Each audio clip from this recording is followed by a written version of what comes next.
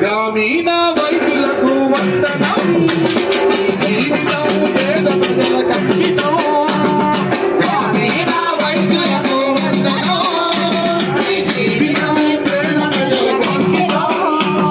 పల్లె తల్లి ఒడిలోని పెరిగినారు వీరు, ప్రజలే మా ప్రాణమంటూ వైద్యం అందిస్తారు, వైద్యము అందిస్తారు, వైద్యము అందిస్తారు. ఆరోగ్య జిందాబాద్, టీఎంపీ జిందాబాద్, టీఎంపీ జిందాబాద్. గ్రామీణ వైద్యులకు వందనం. మన గ్రామీణ వైద్యులతో ప్రజల బంధము ముడిపడెను. జై జై ఆర్ఎంపీ, జై జై వైద్యము, జై జై ఆర్ఎంపీ, జై జై వైద్యము.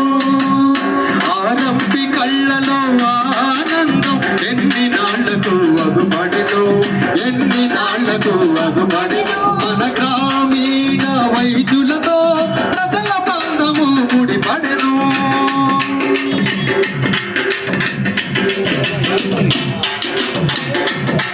గ్రామీణ వైద్యుల సంఘక్షేమమై అవతరించే మన సంగమురా, అవతరించే మన సంగమురా.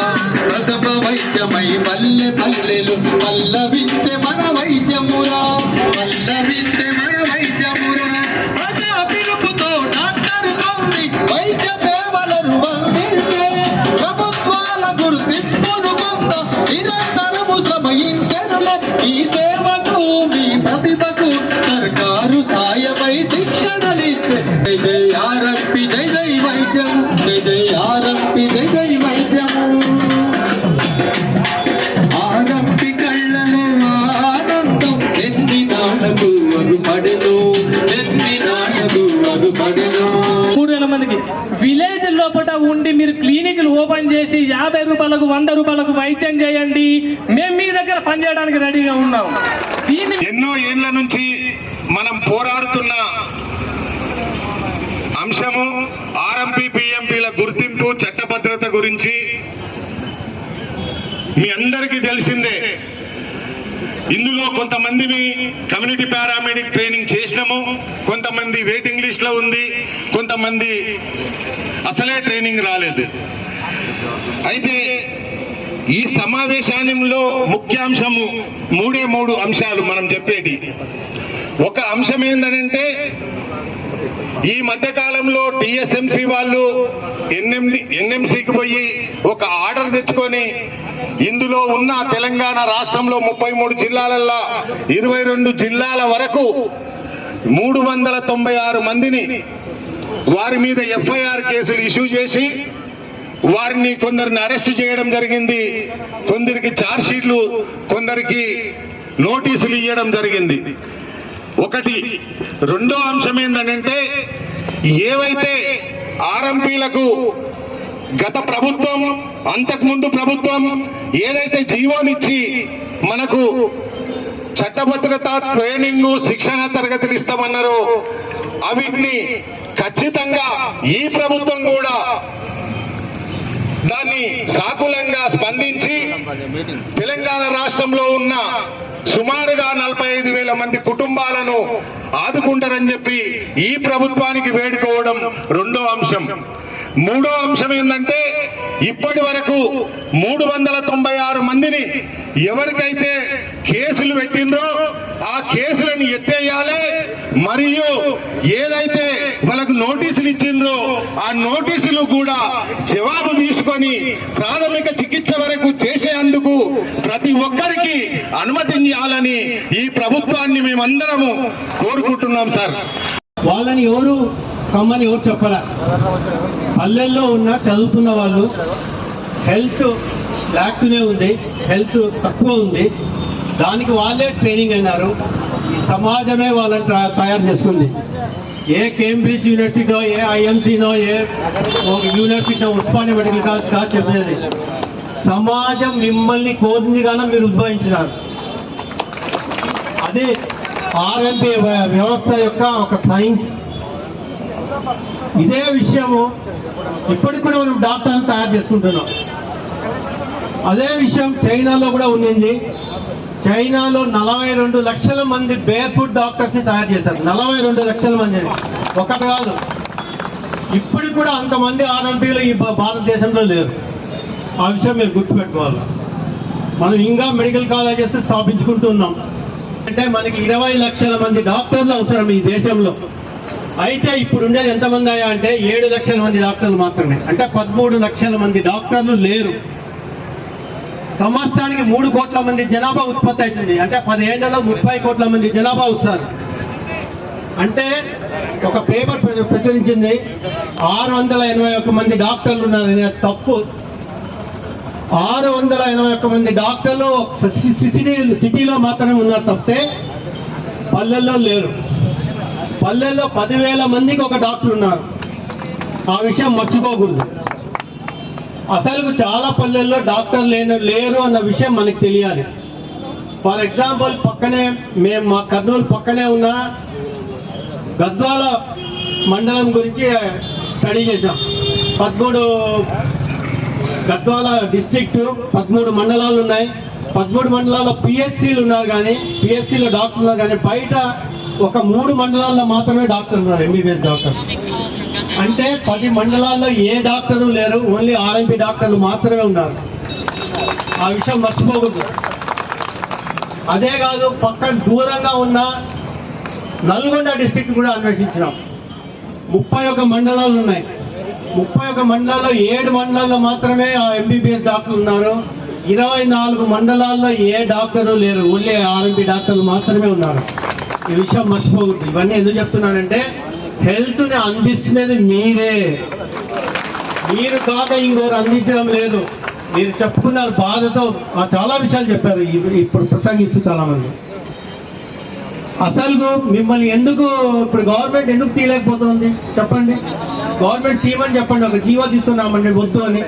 చేయగలుగుతుందా? చేయలేదు. ఎందుకంటే డాక్టర్లు లేరు. ఉన్న డాక్టర్లు పల్లెలకు పోవడం లేదు. ఈ హెల్త్ బడ్జెట్ చాలా తక్కువ ఉంది. 1.8% మాత్రమే ఈ దేశానికి హెల్త్ బడ్జెట్ ఉంది ఇన్ని ఏళ్ల తర్వాత. అంటే 1,00,000 కోట్లు. 1,00,000 కోట్లతో బడ్జెట్తో ఏమీ ఇవ్వలేము.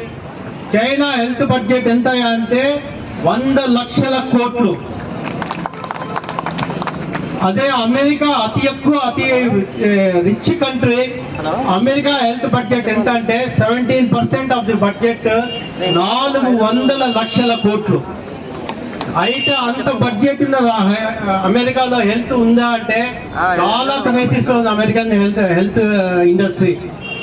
అక్కడ కూడా మీరు అనుకుంటున్నారేమో ఆర్ఎంపీలు ఇక్కడే ఉన్నారని. ఆర్ఎంపీలు ప్రతి రాష్ట్రంలోనూ ఉన్నారు. దేశం అంతా ఆర్ఎంపీలు ఉన్నారు. ఇదే కాదు, వేరే దేశాల్లో కూడా ఆర్ఎంపీలు ఉన్నారు. అతి అడ్వాన్స్ కంట్రీ అయిన అమెరికాలో మీరు తీసుకోండి, ఆర్ఎంపీ వ్యవస్థ లాంటి ప్రత్యామ్నాయ వ్యవస్థ ఉంది.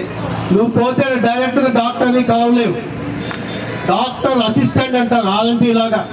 అతను ఎంబీబీఎస్ కాదు. అటువంటి డాక్టర్ వ్యవస్థ, డాక్టర్ అసిస్టెంట్, నర్స్ అసిస్టెంట్ వీళ్ళు ఉంటారు అక్కడ డాక్టర్లకి ట్రీట్మెంట్ ఇచ్చేవాళ్ళు. ఆర్ఎంపీ పిఎంపీ వ్యవస్థ అనేది గ్రామాల్లో ఇది ఫౌండేషన్, డాక్టర్ వ్యవస్థకి ఫౌండేషన్. 1970లో మా ఊరు ఆర్మూరు ప్రాంతంలో మారుమూల గ్రామం రాహత్ నగర్. 70లో నా ఎడమ చేతు కూరలో పెట్టి కాలిపోతే నాకు వైద్యం అందించింది ఆనాడు నర్సయ్య అని ఆర్ఎంపీ ఆర్మూరులో. 1970లో ఆరుమూరు పట్టణంలో ఆయన పెద్ద డాక్టర్ నర్సయ్య గారే. గూండ్ల కులానికి చెందినట్టు నర్సయ్య గారు పెద్ద డాక్టర్, ఆర్ఎంపీ డాక్టర్. ఆనాడు ఇంత మంది ఎంబీబీఎస్ లేరు. హైదరాబాద్లో వైద్యం చేయాలంటే మహారాష్ట్ర నుంచి వచ్చినటువంటి వైద్యులే వైద్యం చేసిన పరిస్థితి. ఆనాడు ఇన్ని మెడికల్ కళాశాలలు లేవు, ఇన్ని ఎంబీబీఎస్ సీట్లు లేవు, ఇంతమంది డాక్టర్ లేరు. సో ఆర్ఎంపీ నర్సయ్య గారే నాకు ట్రీట్మెంట్ చేసిన సందర్భం. సో ఆర్ఎంపీ వ్యవస్థ, పిఎంపీ వ్యవస్థ పట్ల నాకు పరిపూర్ణమైన అవగాహన ఉంది. బేసిక్గా ఫౌండేషన్ లేదు గ్రామాల్లో. అక్కడ నుంచి స్టెప్ బై స్టెప్ హైదరాబాద్ దాకా ఇవాళ ఆధునాతమైన టెక్నాలజీతో కూడుకున్న డాక్టర్స్ వ్యవస్థ వచ్చింది. కానీ మీరు ఫౌండేషన్ లాగా ఈ డాక్టర్ వ్యవస్థకి ఇబ్బందులు ఉన్నాయి. ఇంతమంది పొద్దున్న నుంచి ఇక్కడ కూర్చున్నారంటే ఈ ఇబ్బంది యొక్క తీవ్రత ఎంతో మాకు అర్థమవుతా ఉంది.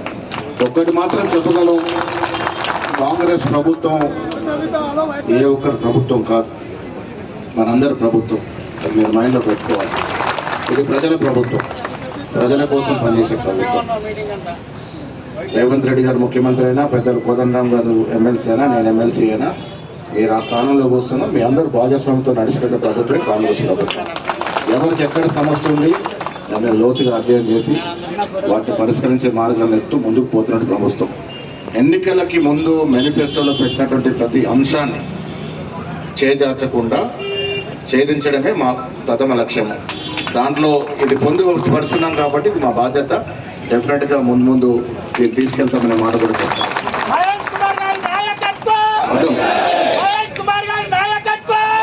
రాజశేఖర్ రెడ్డి గారు ప్రజల మనిషి, ప్రజల సమస్యలు అర్థం చేసుకున్న మనిషి కాబట్టి ఆనాడు మీకు 2008లో ఆ జీవో ఇచ్చినారు.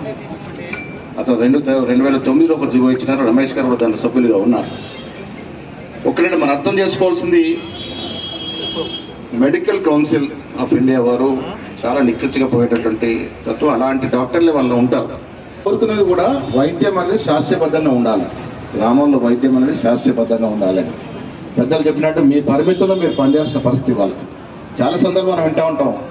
గ్రామంలో ఒక ఆర్ఎంపీ డాక్టర్, ఒక ఎంపీ డాక్టర్ ఒక సర్జరీ చేశారు, అది వికసించింది, చనిపోయారని. సో కొంతమంది డాక్టర్లు వారి పరిమితులు అధిగమించి చేయకూడని ఆపరేషన్లు చేయడం, చేయకూడని వైద్యం చేయడం వల్ల మీకు ఈ రకమైన ఇబ్బందులు వస్తూ ఉన్నాయి. దాన్ని అధిగమించడానికి ట్రైనింగ్ ఇవ్వాల్సిన పరిస్థితి. చాలా మంది ట్రైనింగ్ తీసుకొని ఉన్నారు, ఇంకా ఇవ్వాల్సిన వరకు కూడా ఇద్దాం. మేము కోరేది కూడా గ్రామాల్లో మీరు ఎంత పరిమితి వరకు ట్రీట్మెంట్ ఇవ్వాలి. మీరు అవసరం, గ్రామాల్లో అవసరం. ప్రతి చోట ప్రతి గ్రామంలో ఎంబీబీఎస్ డాక్టర్ ఉండరు. గ్రామాల్లో మీరు అవసరం. మీ పరిమితికి లోబడి మీరు ట్రీట్మెంట్ చేయాల్సిన పరిస్థితులు కూడా ఉంటాయి, చేయాల్సిన అవసరం కూడా ఉంది. ఆ దశగా ప్రభుత్వం పనిచేస్తూ ఉంది.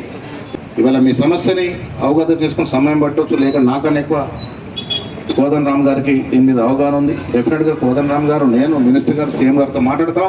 దీన్ని ఏ రకంగా ఛేదిస్తే మీకు లాభం జరుగుతుందో ఆ దశగా డెఫినెట్గా ప్రయత్నం చేస్తాం. డెఫినెట్గా డాల్ విషయాలు కూడా డెఫినెట్గా ఈ రోజే మాట్లాడతాను. ముఖ్యమంత్రి గారితో మాట్లాడతాం. సమస్య పరిష్కారం అయ్యే వరకు, సమస్య కొలికి వచ్చే వరకు దాడులు జరగకుండా ఉండే విధంగా ప్రయత్నం చేస్తామనే మాట కూడా ఈ సందర్భం. భేషజాలు లేవు, ఉన్న దాంట్లో వేలం త్వరగా తీర్చే ప్రయత్నం చేస్తామనే మాట మాత్రం చెప్తా ఉన్నాను. ఇది మీ ప్రభుత్వం, మనందరి ప్రభుత్వం అనే మాట చెప్తూ సెలవు తీసుకుంటాను. జై హింద్.